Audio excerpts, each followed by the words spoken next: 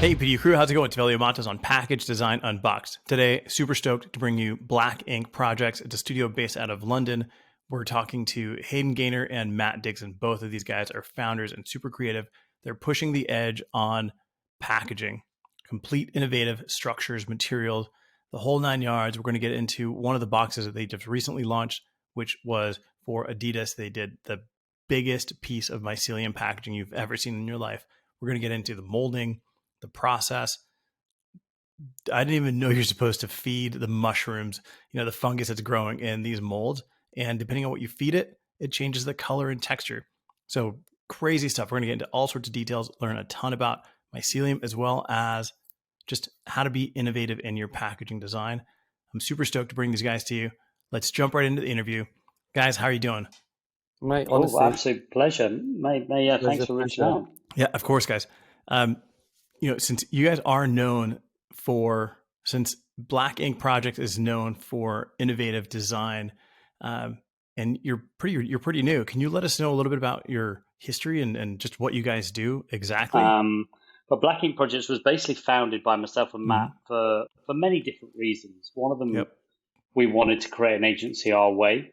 So in previous lives, me and Matt have worked with lots of different clients that, we're going to be really straight and honest. We didn't like the people, the attitude that we didn't like. And we were just like, we learned a lot what not to do in certain places about lots of different things, about how you speak to people, how you engage with the project. It's not all about margin. It's actually more about creativity and building a common community with like-minded, beautiful minds. So that was a real big driver for us starting it. And we didn't want to just cater towards just print or packaging. We wanted to cater towards design as well, because we felt that the industry was lacking that beginning bit. We had so many brands come to us and, they wanted to almost put a plaster over the hole in the sinking ship. And that plaster would be the sustainability aspect or the sustainability driver. And we were kind of like, well, this wouldn't happen if we actually designed the thing in the first place, because we can not only design it sustainably thought about, or, design the packaging to be almost this mono material, which again, we'll get onto a bit later on. But I think, so not only do we do design, but we also do production. It's a super great question. And I think, we have lots of suppliers, what we call them partners. We very much, as a partnership relationship with anyone we work with. And we love it when they come to us, or when the partner comes to us with just an idea, or just a thing that they need to package, because then we're part of the journey from the get-go. We're not joining later on when things have already been designed and resolutions have already been made. We're actually start at the very beginning. So I think it's so important for agencies, and our agency particularly, where we're allowed to be part of the process, and we're valued at being part of the process from the very start. I think it allows innovation. It allows a huge amount of collaboration between us and our partners. And I think the results are more profound. I think the results are more kind of focused on sustainability where we can, 100%. And I think, it allows for increased creativity, really. I think, from with that collaboration from the beginning. Okay, so let's say in the beginning, if I am a brand, I've got a product that I want packed, I come to your office, I come to Black Ink Projects. What's the first step that you take? Well, I don't know. Yeah, we could both answer that in a few iterations. I think I'll have a swing first, Matty, and then you can layer on. Yeah, mate. I think so. There's a real key core kind of thing that we focus on as design thinkers and producers and dads and partners, and it's all about what we call first principles thinking. And it's not what we call it; it's what is lots of great philosophers and scientists think of. And for those that are unfamiliar with first principles or thinking from first principles, it's breaking down the core fundamental truths about anything. So, well, if you can break it down even further. So a library is a collection of books. Books are a collection of paragraphs. Paragraphs is a collection of sentences. Sentences is a collection of words, and words a collection of letters. And So letters are the start. They're almost like you imagine the roots of a tree. With great roots in healthy soil, you're going to get better fruit at the end. And if you can break something down that simply to the fundamental truths, you can create outwards to the very best, to the maximum. So we always approach any project, big, small, logistics, a physical thing, a digital thing, down to its first principle style thinking. And then myself and Matt will get together and then go from there. And Matt can obviously draw on that process. It kind of starts there, absolutely. And I think, and then it goes to the very end, i.e., what is that customer experience? You know, when that arrives on someone's lap, how does the consumer interact with the product? How does the product present itself? You know, what sustainability credentials are obvious? What sustainability credentials are not so obvious? And it's kind of breaking it down like that. What are the brands, you know, pillars? What kind of thing do they want to focus on and champion as a business? So we focused on those pillars and help the brand kind of deliver it, really. So you got two founders. How do you split your role at Black Ink Projects between yourself, Matt, and Hayden? That's a great question. We've talked about it a lot, and I think, you know, we're a small business, and we have to have a small business mindset, really. And I think, you know, we spoke about 6 months in, and we said to ourselves, we can't have job roles. Our business is small and nimble, and we can't have specific roles where you do this and I do that, and our worlds never collide. So it's kind of like we kind of have to kind of I step into Hayden's world. Hayden needs to step into my world. We need that flexibility. But I think with that flexibility comes, you know, it's more fluid. I think, you know, you get to an end goal far quicker and far more efficiently, as opposed to like almost like a baton where you kind of like, I start with a baton and I hand it over to Hayden and he hands it back to me later on. I think I don't think you get to the best results that way. I think it's very much. I think it really works, and it's really worked for us over the last 2.5 years, about kind of like just really pulling together on the projects and kind of stepping into each other's world continually. And I kind of like, I also to layer on top of that, I think it's also the learning experience, you know, like stepping out your comfort zone, because you automatically want to step into that comfort zone of yours where you kind of feel most comfortable. But actually stepping out of that comfort zone and kind of like, you know, and stepping into each other's roles is kind of super interesting, because it kind of pushes you as a person, it pushes you as the agency, as a company, as you're offering to your clients and so on. I think it's I think we really try and deviate from specific job roles. Yeah, I've got one thing to layer on that, and it's I learn from Matt every day, and I think vice versa, and I think that's, I don't know what, you know, you've probably got entrepreneurs listening to your podcast, but if I was to advise anyone, it's to be in that room. We always say you've got to be the dumbest one in the room, because if you're the smartest, you're in the wrong room. We always say it, and I think you've got to constantly learn. And I think the systems and processes and print information and packaging information and organizational skills I've learned from Matt, and I still learn from Matt, because I'm terrible at basically all of the hip hop. There's no greater high, and I think if you can be spurred on by your teammate, essentially, you know, you think about the best football clubs in the world, they all aspire to be the next Messi, the next Ronaldo, and I think if you're on that, you know, most people that are into sports, or, you know, people that want to be the best, have seen maybe the Michael Jordan's new Netflix documentary. It was, you know, you really got to see the psyche of Michael Jordan, and he openly said, "You don't want to play that way. You don't want to play that way. But if you're on my team, you will come up to my level because I want to win." And with us, it's not about winning, but it's about changing this industry for the better and for the always. And again, that role responsibility is learning a lot what I'm really bad at from Matt, and vice versa. And you each, you know, you slowly carve a square block into a round shape, so you can just carry it smoother through every project and every process. Talking about the Michael Jordan documentary, did you see the Kanye West documentary? Yeah. I mean, that thing was amazing. I did indeed. Yeah, we both watched it. Yeah, I mean, as a creative, to see somebody overcome these obstacles and have a vision for how they want things to turn out and lay out this plan and achieve it, I mean, it's inspirational. Agreed, big time. I think it's almost, it borders on obsession and passion and that and grit.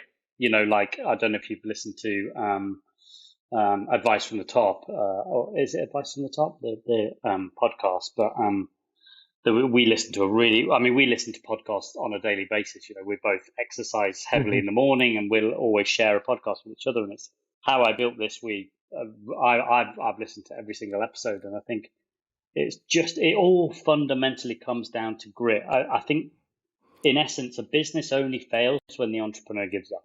I think you can pivot, you can dig deep, you can borrow money, you can ask for help. And I think, again, you know, Kanye West, great example. Like, he never gave up. He never, and look at him now. And you know, obviously, personally, I believe he's gone potentially over to the other side. But I think he's changed the footwear industry, he's changed the design industry, and so did Virgil. And you know, whether you like it or not, you know, it just comes down to that determination and that kind of willingness to learn and to accept potentially being wrong. And so, yeah, I loved it.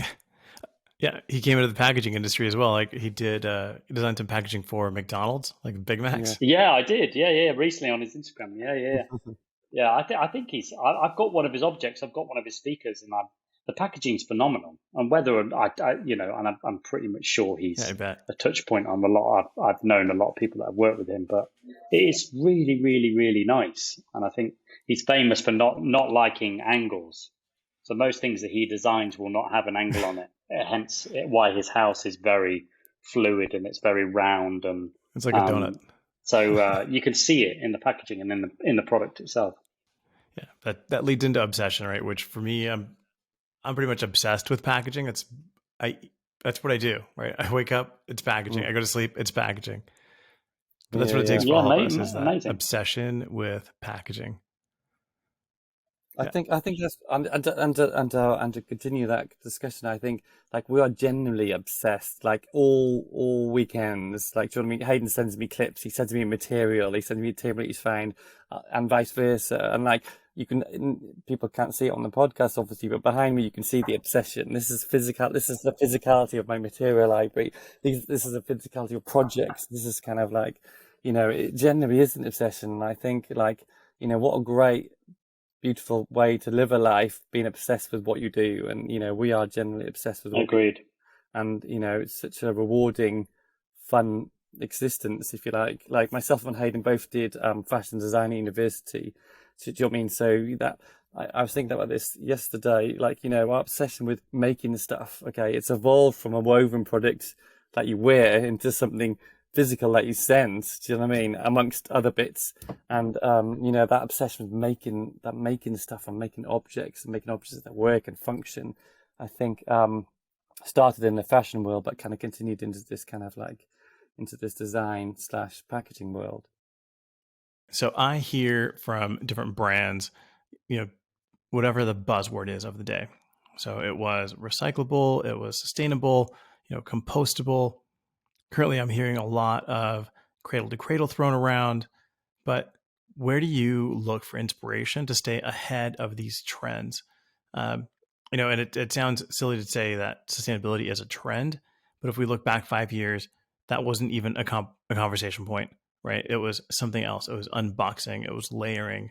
And today it's really about sustainability, but tomorrow it's going to be something else. So what do you look for, or where do you find the upcoming trends in packaging? Do you know what? It sounds mind-blowingly bizarre. We don't really have an ear on the ground in terms of the corporate system or the world of packaging in general. We kind of look at every other space other than packaging. That sounds crazy, but I think we designed some fragrance packaging, and it was all around, you know, the concrete factory in Barcelona that was taken over by nature.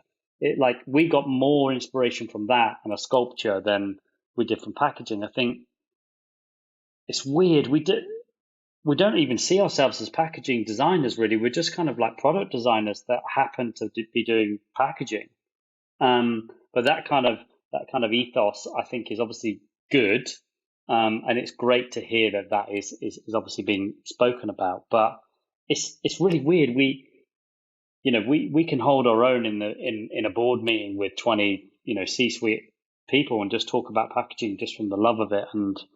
And I think the way we approach design in terms of it being really simple and mono-material, and going back to that very first thing that you introed the podcast to, with just regular basic boxes, we actually love that. I think that's the goal, really, is to keep something so simple that it's almost annoying you trying to figure out how we made it. I think that for us is like, it's like, I always reference cooking, and Matt will roll his eyes because I always say this, but like for me, Italian cooking it tastes phenomenal, it looks simple, and it's through very few ingredients. And I just think that's the magic. That is, and as long as your ingredients are the best of the best, and you've loved them, and the people that have grown them have loved them and enjoyed the journey, then I think you're going to make a phenomenal product. So, but I've gone off on a very strange tangent to your very, very simple question, but it happens quite a lot. Yeah. No sweat. So, all right. So let's focus on Mr. Bailey and Adidas, the latest pack that you guys designed, which is made out of mycelium. This thing has to be the biggest mycelium pack I've ever seen, right? But going back to your point of Italian cooking, it's simple ingredients, but they're the best ingredients. And if you bring them together perfectly, you're going to get something beautiful. So with this pack, visually, it's stunning. But like, where do you start? Like, tell me about this project and kind of explain what it is and how you got involved and where you landed. So in terms of in terms of Mr. Bailey, I think from the very beginning it was about pushing boundaries, and I think that the agency we worked with through the process, and Mr. Bailey himself, was very much about kind of pushing the mold in terms of materiality and in terms of how the product presents itself. Like, I think, you've seen the Instagram of the limited launch that's happened to date. It's such a moment. It's such a wonderful moment when the box reveals itself and the flash of colour happens, and then the lid comes off, and then you're revealed with the mycelium. And I think it's such it's been such an epic journey, I think. But in terms of the mycelium specifically, I think, like you say, we pushed the mold on it, literally pushed the mold on it in terms of the physicality of the size of it. I've never seen such a big mold for a piece of mycelium before in my life. But also, like, we also explored like the materiality of mycelium, because mycelium needs a product to feast on effectively. So it could feast on wood chips, or it could feast on corn or or straw. So on all these affect its color, its density, all these, its tactility. So we kind of explored that route initially to kind of figure out kind of what was the tactile experience that we kind of wanted with the products. With the mycelium, then what we explored in addition to that was kind of making something that big, because obviously making that big has a few of its own kind of problems in terms of how it cures and how it kind of cures itself in such a large space, how to create such a large mold. In addition to that, how the lid needs to stay solid and not bend when you take it out, because again, that was just pushed. We pushed that. We had to increase the lid by 10 millimeters because it was just too. It was too flexible. And then things like the branding of it. How do we brand it? So we explored actually laser cutting or laser etching into mycelium. We explored that. I've got samples here of loads of laser etching we did to kind of to understand how we could brand it, the potential for branding. But then we explored obviously the debossing route, which is kind of obviously part of the actual growing process and how that mold itself. And further to that again, we explored kind of like, there's an NFC chip in the mycelium, grown in the mycelium. And like, it's kind of like, again, it's kind of pushing that boundary another step further. And it's kind of, I think on so many different avenues, it's kind of a piece like that's never been created before. And it's been a process. It's been a wonderful process, to be honest. So before landing on mycelium as the finished material, did you explore other materials? Like, like how far did you go, or was this something that you wanted to work with and you had the opportunity to like pull it into the project and go for it? I think, yeah, I'm pretty sure that we explored other materials. We've done quite a lot of stuff with like cornstarch foam before in the past, and about, it just runs underwater and it's just a biomass, which is kind of super interesting. So I think we explored like molded pulp and things like that. So there's quite a few different materialities that we explored, but I think this one, kind of worked best with, the inflatable sacks that were internal to the mycelium. Actually in the mycelium was actually a molded curved kind of form inside, and it kind of lends itself to the sack and to the inflated sacks that we had inside. So it kind of just like the stars aligned, I guess. I think that's what we often do with projects, is we explore so many different routes and so many different avenues and so many different box mechanics and so many different, and then eventually you get to this place where it kind of just feels right. And what about you, Hayden? What are your thoughts here? I mean, Matt's touched on it, really, really well, and Matt spearheaded basically the production on that particular project. Obviously beside myself, we actually met with Daniel way before, like about a year before it even launched, and he told us the whole story about the life cycle of a jellyfish. And me and Matt just turned to each other and we were kind of like, we've been waiting for that time to use something like mycelium. And we were kind of like, okay, and there were so many touch points that started to kind of really ring home to be like, okay, well, maybe it can be this, maybe it can be a shoebox. And we were always told it couldn't be a shoebox in terms of size. And we kind of just started digging around, asking questions. We actually worked with the Magical Mushroom Company here, and bless their team. Their team were amazing, and Matt really talked them into doing the project after they'd signed a few NDAs and they could find out who it was for. And they were just like, you guys are pushing us like we've never been pushed. And as Matt said, those 5 different details of raw material that can change the output of the actual mycelium itself.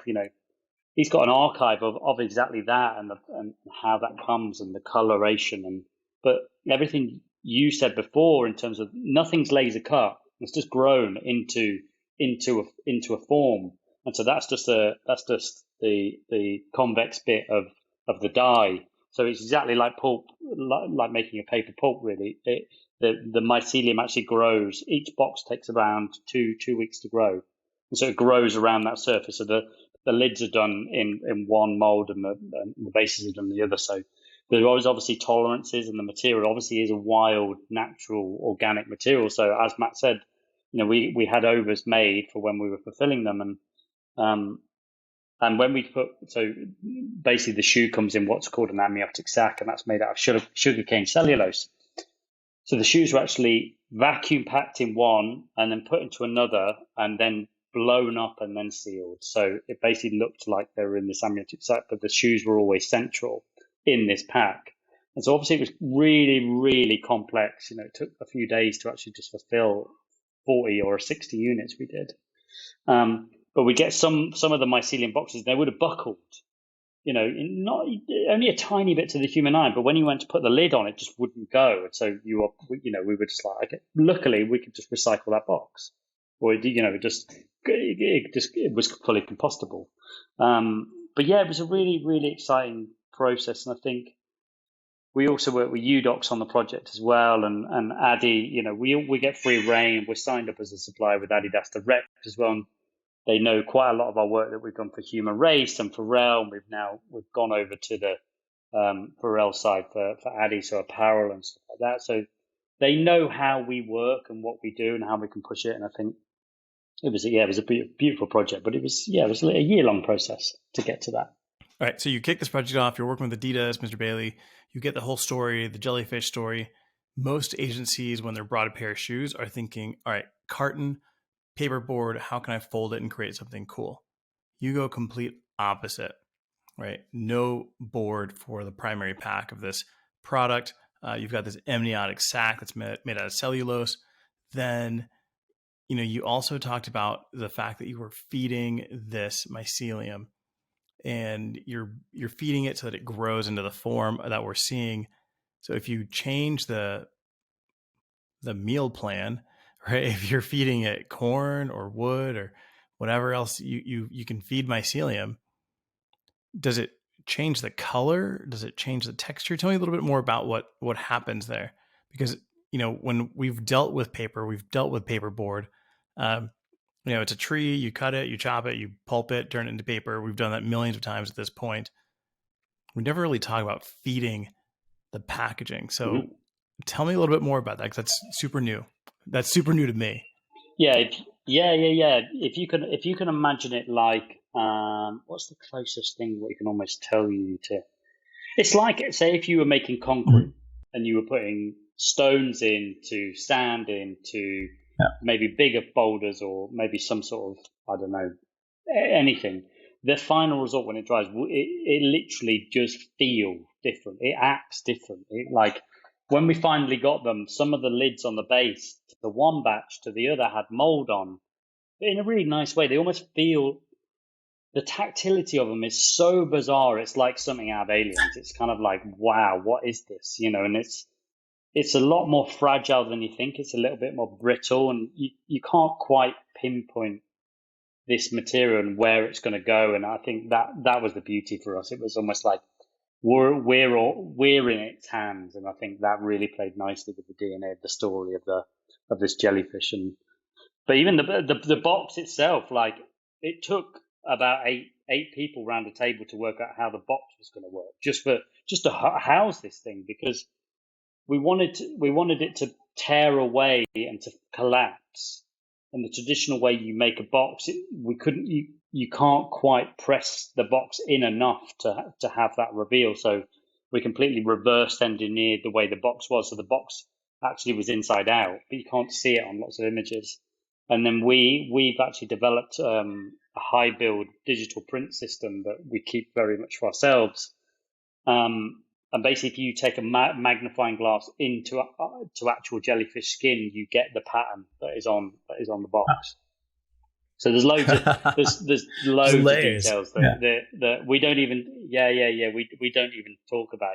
Like me and Matt, we worked on a shoe box for Pharrell for his first shoe, and the side hole bit is actually the moon radius the day Pharrell was born. No one obviously knows that, and obviously people know that now. I've just released it, but it was just something between me, Edward, the designer, now the creative director of Human Race, and Matt, and it was just a lovely little touch point that we wanted to do. And it literally came from days working in a stockroom and seeing all those boxes lined up, and you have a hole, and we were like, okay, well maybe we'll make it more romantic. And we were like, what was the moon radius the day Pharrell was born in Miami? Typed it, and so the lid and the base folds over, and it just creates this beautiful little moon shape, and that's where that comes from. So there's loads of stuff like that we do in our packaging that, again, we don't even talk about. It's just kind of there.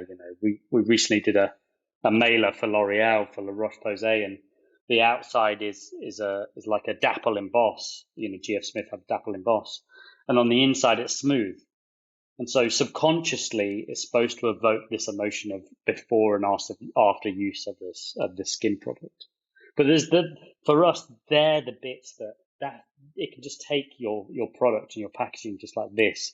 If one person figures that out, or if one person experiences it the way it's supposed to be experienced, or figures it out, or looks at it because it's just sitting on a shelf while they're having a call, that for us is, we've done our job. Yeah. So, I mean, for anybody that's listening to this is a key takeaway, right? Is that when you're designing the packaging, you've got to design everything, right? It's not just as the graphic designer, I'm placing art on a box die line that I received from somebody else, or if I'm the structural designer, I'm only thinking about the structure and the way the box wraps around and protects the product. Like, you have to think about all aspects of it. And the fact that you're creating these tiny little moments, and I call these like moments of self-discovery, right? Where that consumer is going to go through the box. They may find it, they may not find it. And the beauty is in the ones that do find it, right? Because they're going to share it. It's going to create this little viral moment for the brand. And it almost creates like this inner circle of the people that do know and the ones that don't. So I think for this particular shoe for Pharrell, go out there and hunt down some of the pictures and take a look and see how this little hole that doesn't make a huge difference tells a complete story in and of itself. And that's the beauty of packaging design. But I don't know. What do you think, Matt? Yeah, I kind of personally kind of prefer it when people don't know. Do you know what I mean? It's kind of like this little hidden undertone of kind of we're working on some packages at the moment, and we were talking to the team, and it was like, you know, do people need to know that we've created that curvature because of that reason? Is not needed. You don't know until you know, and then and I think that's beautiful, and and it, and there's also rationale of why a shape has a certain curve. Okay, it's not obvious to the recipient maybe, but there's a rationale why that was shaped in that way, and I think it's not just designing something just for the sake of designing something. It's not this designing something with a tear in a certain direction because for the sake of designing with a zip perf in a certain direction. It's doing it for rational with a rational thought behind it. And Matt, you said you've got examples of like the laser etched mycelium. Do you have like a side by side you can compare? Because I'd love to see what that looks like. Yeah. I have them here actually. So I try and keep as much goodness in here because I always refer to it in a meeting. But this is the laser etched of the laser etched. You can't see it, but it's kind of burnt it. I mean, that looks. There's like a little bit of texture in there and color. Yeah, exactly. It's kind of super interesting. So we did like this, but then obviously we played around with, this is the deboss and kind of how that works and the scale it needs to be. There's even nuances like, you have to have 7 millimeters between spaces because otherwise when the mycelium grows, it doesn't quite form the shape required. So you've got to have a 7 millimeter tolerance. So it's all things like that we've learned on the journey, whilst working with the product. But super interesting. All right. So now that you've got mycelium under your belt, right? You've tackled this project. You've done, the unthinkable with size and texture and color on mycelium. Do you now move on to the next material, put mycelium in your quiver of materials that you've used in the past and kind of move forward? Or like, how does your next project take off and where do you begin to look for materials? Yeah, I think like that's a super interesting question. I think I think every project we do is an evolution of the past, and there's kind of we might use mycelium, but I think the project tells you it should be mycelium as opposed to you forcing mycelium on the project. I think it's that way around. But I think we explore new materials. Like for example, like last week we found out a beautiful seaweed a product made out of 100% seaweed, and it'll blow your mind. In terms of what this product can do, and I can't wait to use that material on something because I know we will. But again, we're constantly, we went down to the factory floor and we figured out, we wanted to see how this stuff was made. Do you know what I mean? So it was like an Aladdin's cave of a Willy Wonka factory. Do you know what I mean? We went down, we stood on the floor and just kind of explored and just wanted to understand and just were hungry for information and kind of, we'll use that product, in the next 6 months for sure on something. All right. So you focus on innovation, not just innovative materials, but just innovative experiences, unboxings, complete product presentation. But where do you learn that, right? Because I can go to school and I can learn how to design. I can learn how to use Photoshop. I can go to school. I can become a packaging engineer. I can focus on structure. I can learn that. But nowhere do you learn how to be innovative? Like, where does that come from, and how can you learn that? I know Hayden will lay on top of this, but I think it's about that natural hunger, that personal hunger and desire to kind of to learn, to research, to explore, to understand what's happening out there, what bioplastics. You mentioned you mentioned on some of the questions you sent around talking about bioplastics. Actually find out what are those made of? How good are bioplastics in reality? Do you know what I mean? Like, I think just having that natural desire, that natural thirst for your own personal exploration, I think is what needs to happen. You can't just sit in a room with design. I think sometimes we work with agencies and they sit in a room with design, and on screen it looks beautiful, and they show it to us. They'll be like, that can't actually be made. It's physically impossible to be made. You might render it beautifully and it looks beautiful in a digital environment, but actually in reality, it doesn't work. So I think you have to have those skills and that understanding of how stuff is physically made, particularly when you're talking about packaging, as opposed to just creating a beautiful render.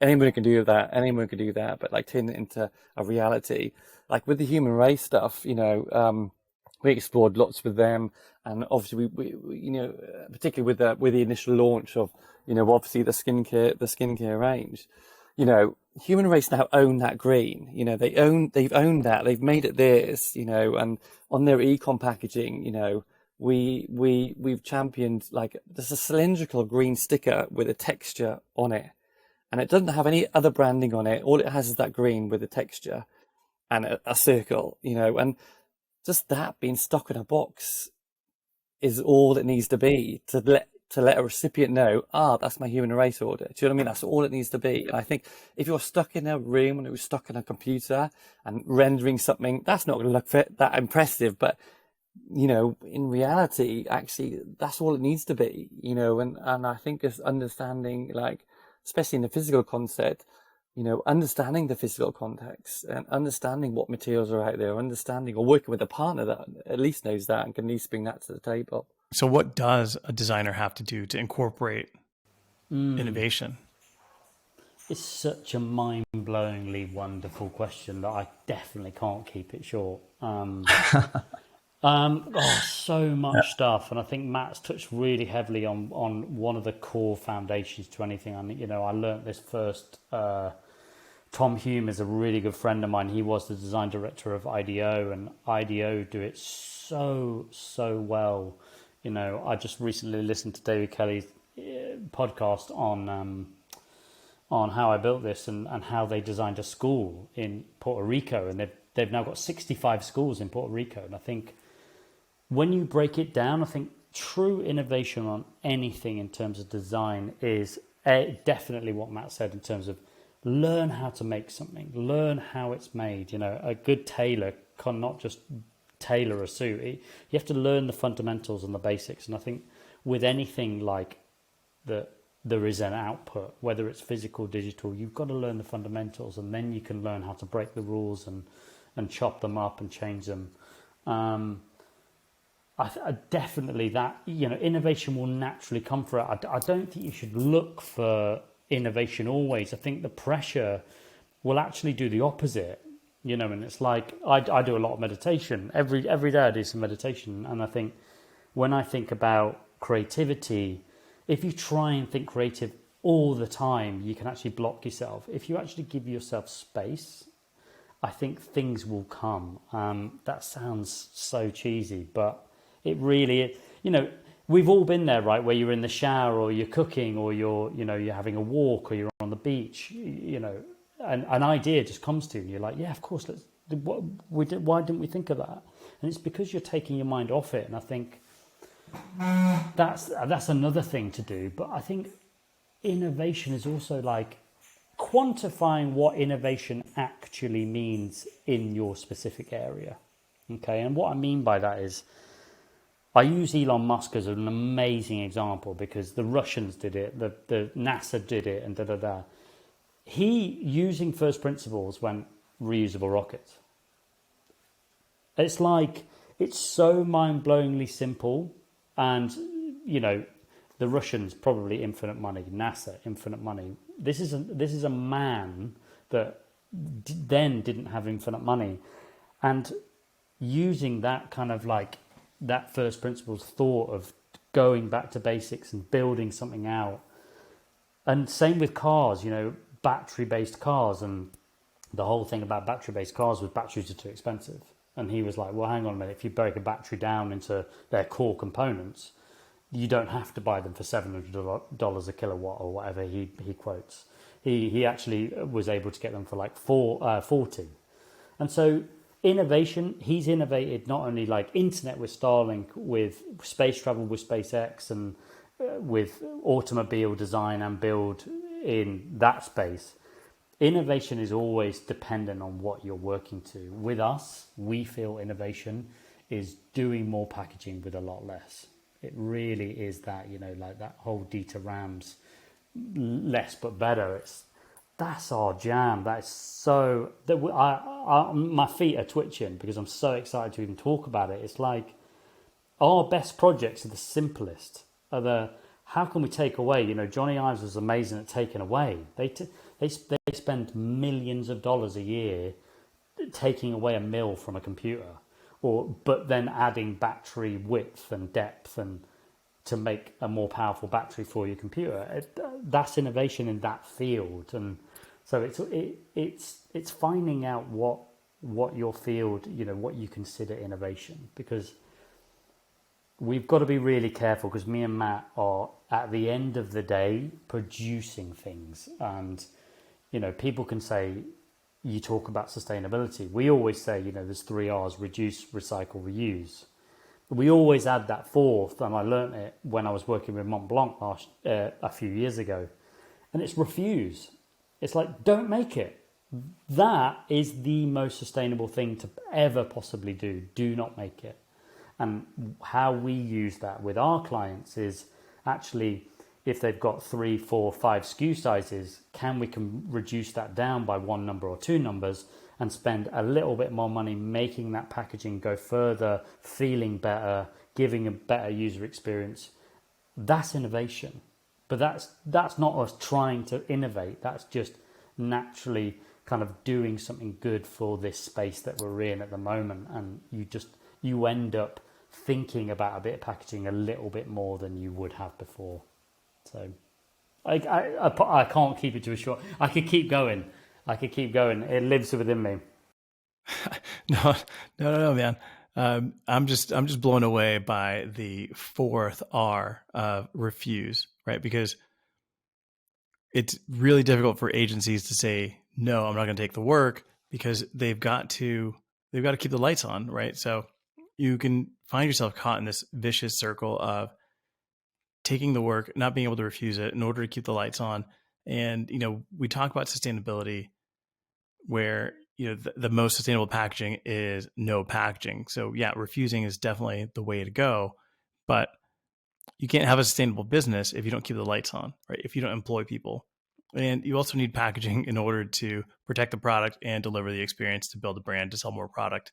So maybe we just don't need to sell as much product. I don't know. Yeah. But look, we're fortunate enough to find ourselves quite a lot in the luxury space, in the luxury goods space, both in terms of kind of apparel, footwear, and so on. And I think hospitality, beauty, etc. But I think that the interesting thing now, I think the world's changed in a sense quite a bit over the last 10 years, where actually new luxury is stripping back. The new luxury is taken away, and I think brands are kind of getting on board with that. It's kind of and starting to understand that a little bit more. That actually kind of stripping away. It doesn't need to have loads of layers, and it doesn't need tissue paper and wrapped in something else, and a reveal, and that box opens and so on. It's kind of like, actually, we just want one box, and we want it simple, we want it beautiful. Like, I think, stripping away, but what is left has to be beautiful. Like, what is left has to be executed with such passion. And I think that's what we're really good at. I think, we treat a humble piece of brown e-flute beautifully every day and uniquely every day. All it is brown e-flute. When you receive it, it feels special. It feels like something tactility that you've never experienced before. And I think,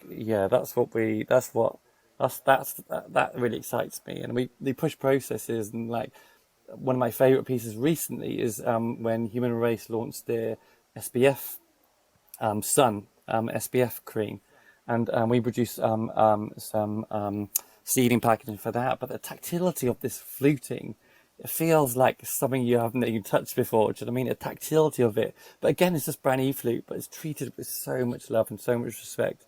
And I think that's magic. Yeah. So as we start to wrap up here, I'd like to kind of just throw out some materials. I know you're excited about a few different things. You mentioned seaweed. I know there's not PLA. We had Pierre Pollier on the podcast early on. He talked about the product. There's a ton of different seaweed materials out there that are making their way into packaging, which is awesome. It's a great resource. But let's say if we're looking at like the fragrance industry or the candy industry, what do you think about packaging? Like, what's the first pack that comes to mind when you say candy? Do you know? I'm going to slightly segue your question to not necessarily candy, because I think candy, well, especially in the UK, is a lot of the time foil or paper. So actually, that's quite forgiving. I think what's nonsense that we say every day is fruit and vegetables being wrapped in plastic. You're kind of like, this is absolutely insane, and so when you think about those materials like aluminium, that was mostly mined in the 70s, glass, infinitely recyclable, paper, card, there's no problems with any single person living anywhere, to some extent. That's not me being naive, but that they will pick that up and recycle that. That's absolutely cool. So I think if you really want to innovate that space of food and beverage, it's exactly that, I was just about to release a top secret then, but luckily I came back. You caught yourself. But it's the fruit, especially in the UK, the fruit and veg industry is just nonsense. Like you think of egg packaging, it's phenomenal. It's so good. And it does it's like, that is a brief like no other brief. We have this beautifully spherical object that is extremely fragile that we need to protect from not only the chicken to us to sorting to store, then from store to someone's house. And it's just molded pulp. It's like amazing. It's super light. It's like, it's fully recyclable. It's compostable. It's like, that's amazing. But it's when you get 3 rounds of leeks in Waitrose and they're wrapped in plastic paper, it's just kind of like, man, this is bonkers. I'd rather just have it in an old school brown bag, which actually brown bags for fruit and veg actually preserve the fruit and veg a lot better because it's breathable. It doesn't allow the light to get in. It doesn't allow the veg and fruit to sweat. It's kind of, the answers are there. It's just, I feel sometimes it's down to that attitude of, we don't do it like that, so why would we change? The margin is X. Supermarkets just get so, or not even just supermarkets, people and businesses and people in charge just get so used to an easy, no upheaval life. They're just kind of like, yeah, it's always been done that way. We've all bumped into people at various jobs that attitude comes up, and you're never going to get change unless someone like us comes in and is like, whoa, let's take it back with first principles thinking. Let's redesign it forward, and it can still be beautifully packaged with all the relevant information like sell by date and stuff like that. But that's how I would approach that kind of world. So as we start wrapping up here, like, what differentiates Black Ink projects from other top tier agencies? We're not in it for the money. We don't have a building. We don't have a receptionist. Our clients don't have to pick up that cost.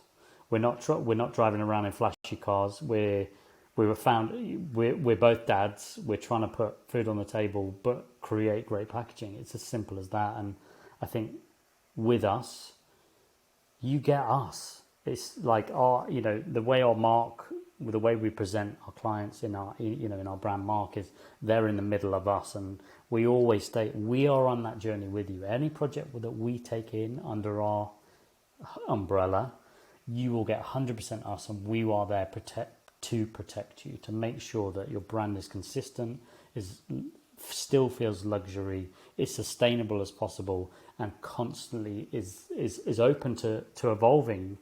We also have this other slogan: change is timeless and good design should just make sense. It is exactly that. It's like, you've got to go with it. You've got to change. You've got to, and we do it firsthand. There's loads of stuff we constantly learn that, that wasn't actually quite as good as we could have done it. Or, seeded paper, as soon as you put it in a digital press, the curing of the UV light actually kills the seed. So we won't do that again. But that's my take on blacking projects. I'm sure Matt could layer on. I tell you what, how you lay on that, Hayes? How do you layer on that? I don't know. No, but I think But I think it like just the mentality is different. I feel I think like we tried to create an agency that was like no other. We try and have partnerships, true partnerships, and respected partnerships with our supply chains and with the brands, you know, and it's genuine, it's honest, and it's real. It's kind of, you know, we've always set off like in that sense, and also, you know, we have this philosophy: just because someone else is doing it doesn't mean that we're going to do it. We're going to question everything. Like every agency can have a website, and every agency can say, I do this. These are all the things I do in my agency. We don't have a website because we don't want, because just because everyone else is doing it, we're not going to do it. Why? Our brand's built on relationships, and our brand is built on like. Do you have a TikTok? No, we don't. No.